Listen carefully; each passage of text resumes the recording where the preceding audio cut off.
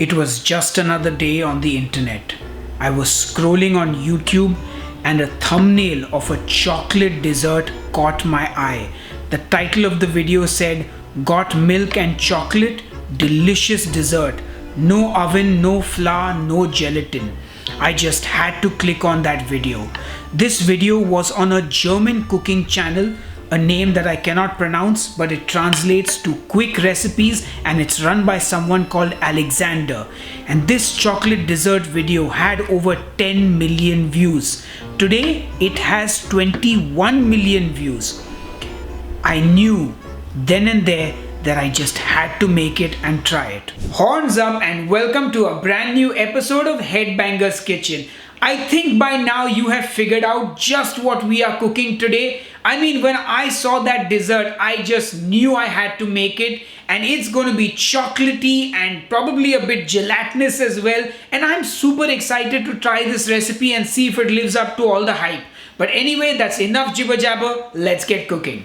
The title of this video says, "Do you have milk and chocolate?" So you think that's all you need. But what it doesn't say is that you also need sugar, cocoa powder, a pinch of salt, some agar-agar, which is a vegetarian alternative for gelatin, and some water. Oh, wait, you also need an extra 100 ml of milk. Did I mention you also need some cocoa powder and coconut flakes for garnish at the end too? Yeah, so it's a little more than just chocolate and milk. The first thing I do is take the extra 100 ml of the milk and add my cocoa powder to that. And of course, give it all a good mix.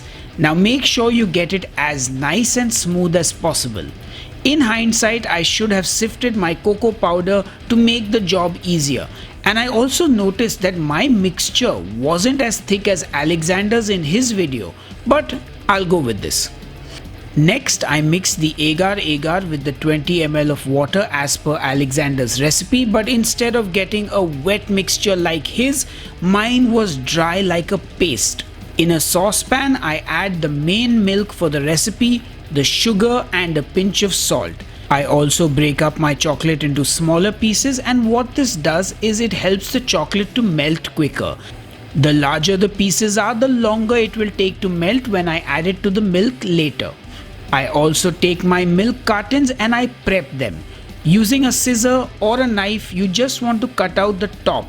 We're going to be using these to set our dessert in. So when it's set, you tear the carton and you get a carton shaped dessert.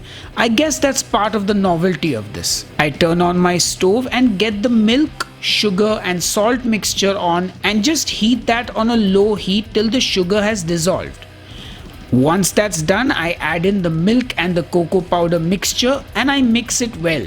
And this is where I could see a few lumps of the cocoa powder, a painful reminder that I should have sifted the cocoa powder. But no worries, it will hopefully break up soon enough. Then in goes my chocolate, and you cook this slowly till all that chocolate melts. The smaller the pieces of chocolate, the quicker it melts. Now, this actually smells quite nice, and I taste it and it's like a killer hot chocolate. Frankly, you could just pour this into a glass and drink away. But anyway, now that the chocolate has melted, I add in the agar-agar mixture and I give it a good mix. But I realized that the mixture was too dry and also my pot is too small. So I actually just transfer the whole mixture into a bigger pot. And I also decide to strain the mixture, hoping I'll get a smoother mixture and I'll also dissolve the agar-agar much easier. And of course, don't worry, I'll put all this info on the blog post because this recipe does still need some tweaking. Now I get that mixture back on the stove and cook it till hopefully everything is dissolved, including the agar-agar. And then we're going to pour it into our milk cartons and put it in the fridge to set for 2 to 3 hours. I also had some extra mixture which I put into a plastic container to make a round version of this. Now the mix in the plastic container set much quicker, so I popped it out once it was set and it looks just like pudding. So I sliced it and it looks pretty decent, glossy and jelly like. What do you guys think? Anyway, let me show you a close-up of it. Look at the texture, the shine and the gloss on it. Quite cool. But how does it taste? Only time will tell. Now it's time to unveil the superhero of this story, not the sidekick. So let's get that milk carton out, and using a combination of kitchen scissors and brute force, I free the pudding from the shackles of that milk carton. I then place it on a little plate and it's looking pretty sweet. I will finish it off with a dusting of cocoa powder, a cruel reminder of how I did not sift my cocoa powder before using it, and then the coconut flakes, which by the way I thought was sea salt for the longest time till I actually read the recipe. And I will tell you one thing, that is an eye-catching dessert if I ever saw one. I have no idea how it tastes, but it definitely looks very appetizing and a little bit fancy as well. I cannot let you go, of course, without cutting into that bad boy and just take a few seconds to enjoy the B-roll. And now the close-up. Anyway, jibber jabber or not, time to taste. Alright folks, it's time to taste our chocolate dessert, and look who is reluctantly joining me today. It's my beautiful wife, Dipti. And being the resident dessert expert in this house, she is very skeptical of this dessert. So, are you ready to taste? Yeah, sure. Okay, let's dig in then. No jibber jabber, let's get straight to it.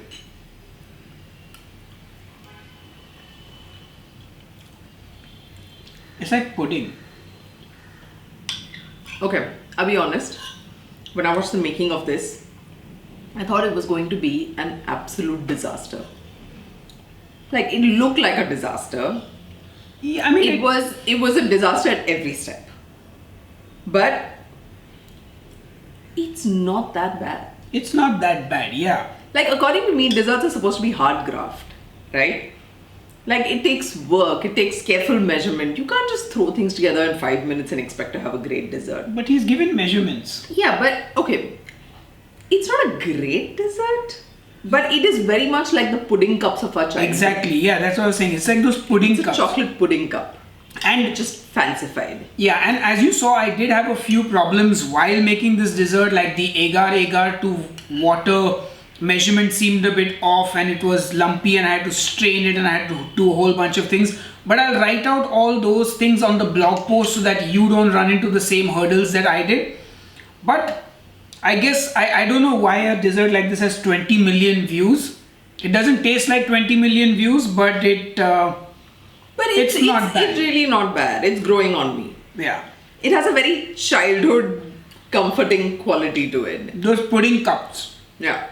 Okay. So anyway, I think we can definitely give this the horns up. Maybe one horn instead of two. Half a horn. Okay. Dipti gives it half a horn. I'll give it a whole horn. And I think that's enough jibber jabber from the two of us. We will see you on the next episode of Headbangers Kitchen. Until then, cheers and keep cooking.